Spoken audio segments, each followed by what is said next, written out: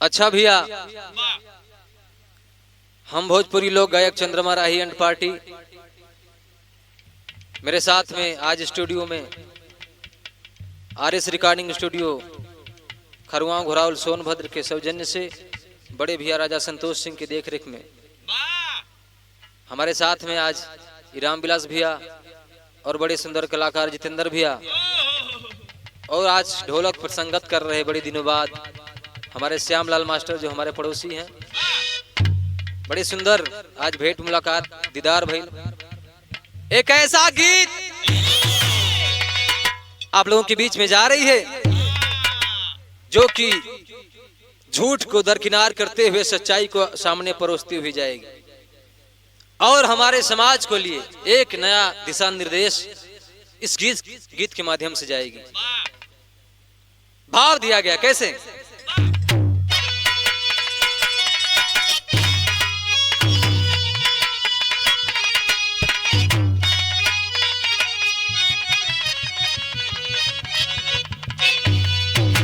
बड़ी सुंदर भोजपुरी गीत के नमूना लिखल गया यहाँ पे, लेकिन गीत से बढ़िया भाव कवि ने संकेत किया हमारे समाज के लिए, पिछड़े वर्ग के समाज के लिए, दलित समाज के लिए।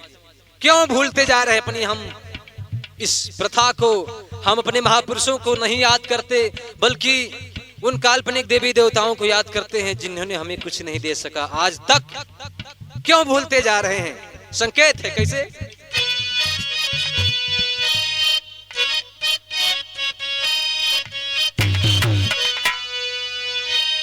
अरे काहे भूल गईला बाबा,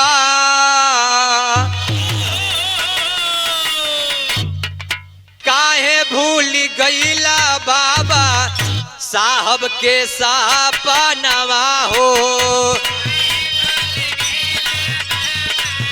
साहब के सपनवा हो।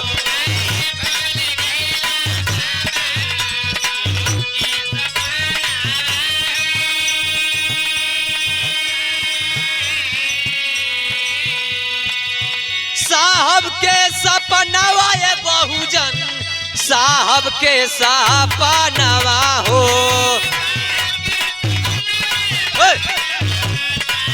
मिजाज में, मिजाज में।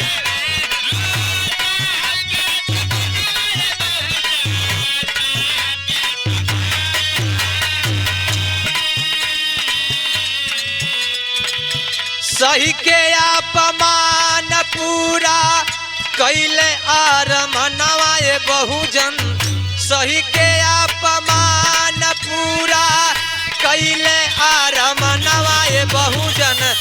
काहे भूल गईला बाबा साहब के सपनवा ये बहुजन। सही है, सही है।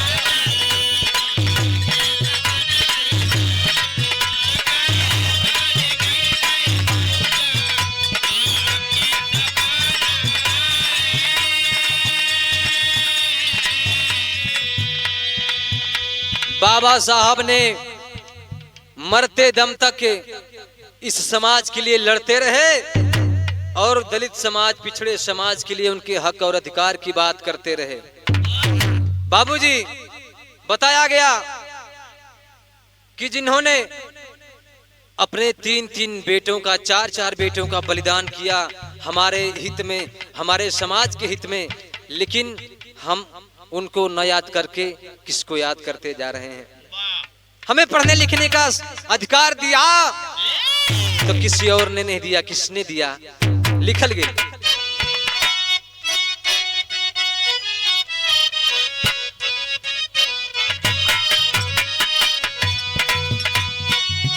पढ़े लिखे के भी माँ दिहले अधिकार ए बहुजन, दिहले आदि।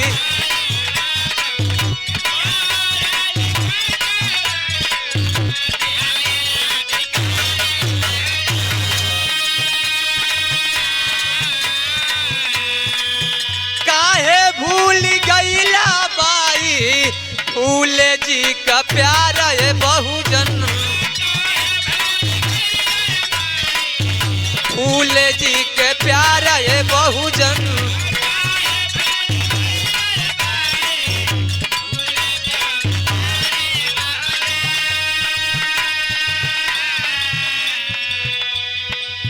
1830 ईस्वी में सावित्रीबाई फुले ने आंदोलन किया महिला शिक्षा के लिए।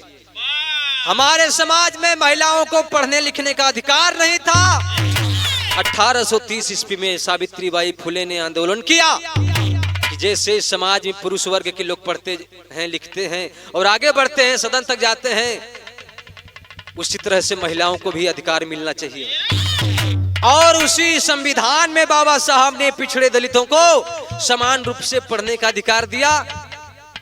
विद्या की देवी सरस्वती बाई सावित्रीबाई फुले हैं, लेकिन ये पाखंडी लोग, ये बड़के बड़के चुन्नी वाले लोग ज्ञान की देवी के बतौलन कुल सावित्रीबाई फुले के छिपावल गेल, सच्चाई छिपा के झूठ के आगे परोसल गेल, के बता दिलन। अरे माई सरस्वती जी के पूजेला चरणवा ये बहुजन काहे भूल गईला माई फूले जी का प्यार ये बहुजन काहे भूली।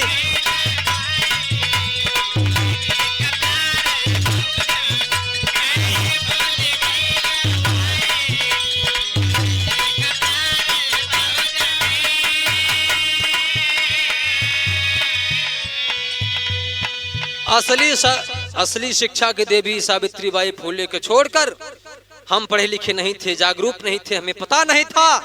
इसलिए पाखंडियों ने ढोंग ढकोसले के बदौलत उन्होंने मनगढ़ंत कहानी बनाया और बताया कि सर की देवी सरस्वती हैं, शिक्षा की देवी सरस्वती हैं। इतने दिन तक कहाँ थी सरस्वती? अगर शिक्षा की देवी थी तो क्यों नहीं नारियों को शिक्षा देने का अधिकार दिया? क्यों नहीं उन्हें पढ़ने दिया? क्यों नहीं दलित समाज के लोगों को, पिछड़े समाज के लोगों को समान रूप से अधिकार मिला? 1830 आने के बाद क्यों हुआ शिक्षा का प्रस्तार और विस्तार? स्वर की देवी, शिक्षा की देवी अगर कहा जाए तो सावित्रीबाई फुले जी असलियत में है, तब लिखल गई। अरे दिहाले संविधान बाबा तो हके बनाइए बहुजन, तो हके बनाई।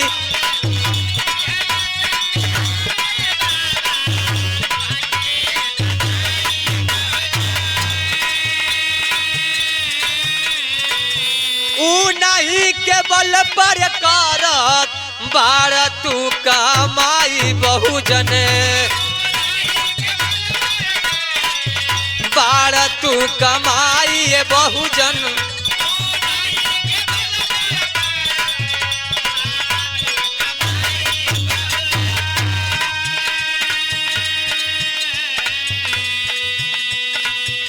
एक भोजपुरी लोक गायक होने के नाते मैं चंद्रमा राही उन पाखंडियों से सवाल करता हूं कि बाबा साहब ने संविधान में एक एक वोट का, मत का, एक एक मत का अधिकार दिया। बाबा साहब ने शिक्षा का विस्तार किया, सबको समान रूप से शिक्षित होने का अधिकार दिया। लेकिन अगर देवी देवताओं में ऐसी ताकत है तो रामायण पढ़ के, महाभारत पढ़ के, गीता पुराण पढ़ के, शिव द्वार में जल ढार के क्यों नहीं किसी का बेटा मंत्री हो जाता, मंत्री हो जाता, किसी की बेटा डीएम, एसपी, कलेक्टर, कप्तान क्यों नहीं हो जाता? नहीं होगा जब तक बाबा साहब के बनाए संविधान से उनको समान रूप से शिक्षा नहीं मिलेगा। और जब तक शिक्षा नहीं मिलेगा तब तक वो किसी भी पद पर अधिकारी नहीं हो सकता, ना तो किसी धाम जाने पर, ना तो कोई तीर्थ करने पर। इसलिए सबसे बड़ा संविधान और सबसे अगर कोई बड़ा महापुरुष है, कोई देवता है तो वो है बाबा साहब भीमराव अम्बेडकर। चैलेंज के साथ कहना पड़ा क्या?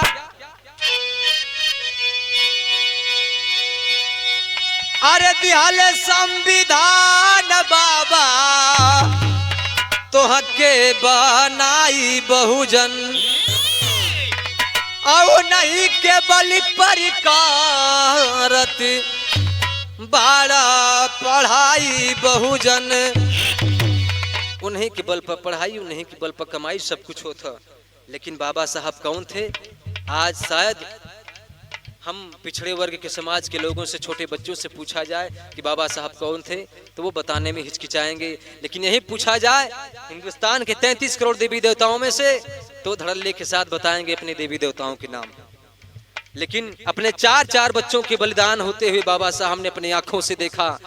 हमारे हित के लिए पढ़ने के विदेश गए, लेकिन उनके बच्चे दवा के अभाव में, भोजन के अभाव में तड़प तड़प कर मर गए। उनके आंखों के सामने बच्चे को, लाश को देखने के लिए बाबा साहब घर पे नहीं आए, लेकिन वो अपनी पढ़ाई पूरी करती रहे। क्यों? अपने परिवार के लिए नहीं, अपने बेटे के लिए नहीं, अपनी पत्नी के लिए नहीं, हमारे पूरे समाज के लिए लड़ते रहे। अपने बेटे को मरते आंखों से देखते रहे दवा के अभाव में। ऐसे बाबा साहब थे हमारे। लेकिन आज ये गोबराइल समाज कहाँ जाता, केकरे शरण में जाता, वह लिखल गेल। तब ब्रह्मा विष्णु शंकर जी के पूजेला चरणवा ये बहुजन, काहे भूल गईला बाबा साहब के सपनवा बहुजन, भूल गईला बाबा।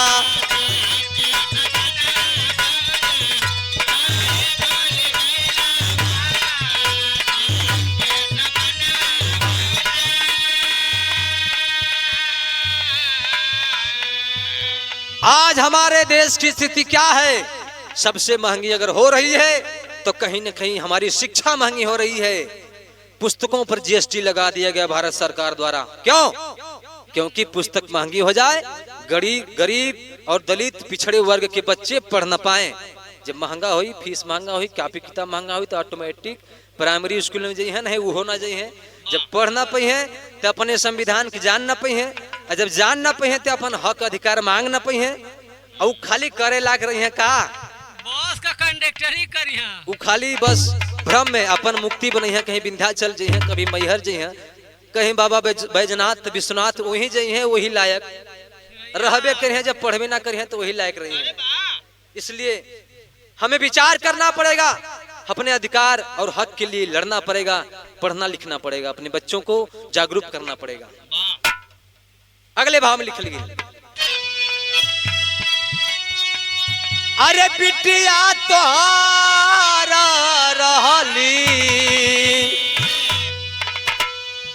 माता झलकारी बाई, जिसे कि नाम बदल करके इन लोगों ने झांसी की रानी करार दिया।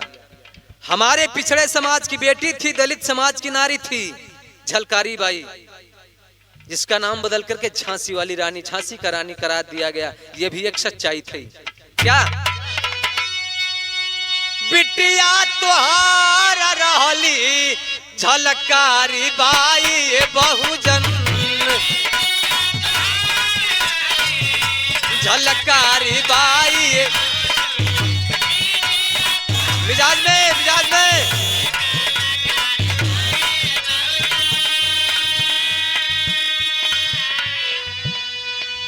तोहरे समान खातिर कैली उ लड़ाई ये बहुजन,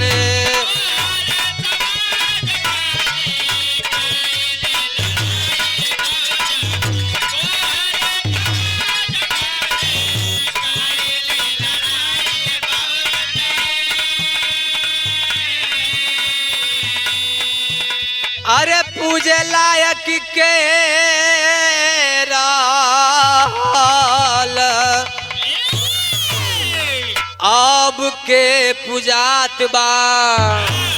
पूजे लायक के रहल माता सावित्री बाई फूले, माता झलकारी बाई, लेकिन पूजवावत के हुआ सो।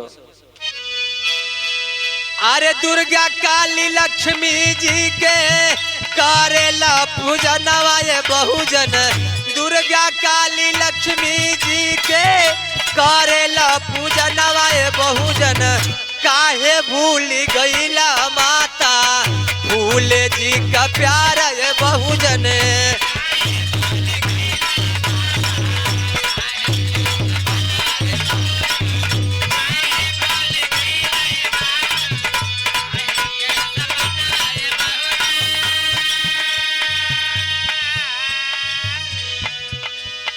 तमाम तरह से पाखंडियों ने हिंदू को हिंदुस्तान बनाने के लिए हिंदू राष्ट्र का निर्माण कर रहे हैं आज। अरे जब देश का प्रधानमंत्री हिंदू, मुख्यमंत्री हिंदू, सांसद विधायक हिंदू, आम नागरिक हिंदू है, जब सब कुछ हिंदू है तो हिंदू राष्ट्र बनाने की क्या जरूरत है? ये एक चाल है, एक साजिश है हमारे हिंदुस्तान के खिलाफ। हम पिछड़े समाज अगर नहीं जगे, आने वाले दिन में भारत को गुलाम होते देर नहीं लगेगी। इसलिए आखिरी भाव में कहना है, ज्यादा कुछ ना कहते हुए आखिरी भाव लिख लिखा,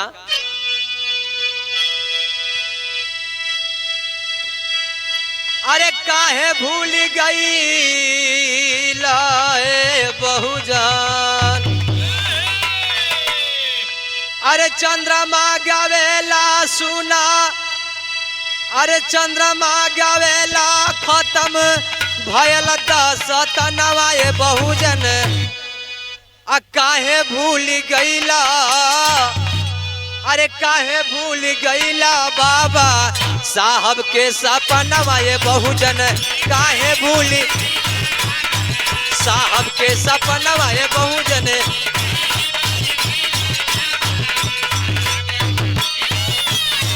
काहे भूली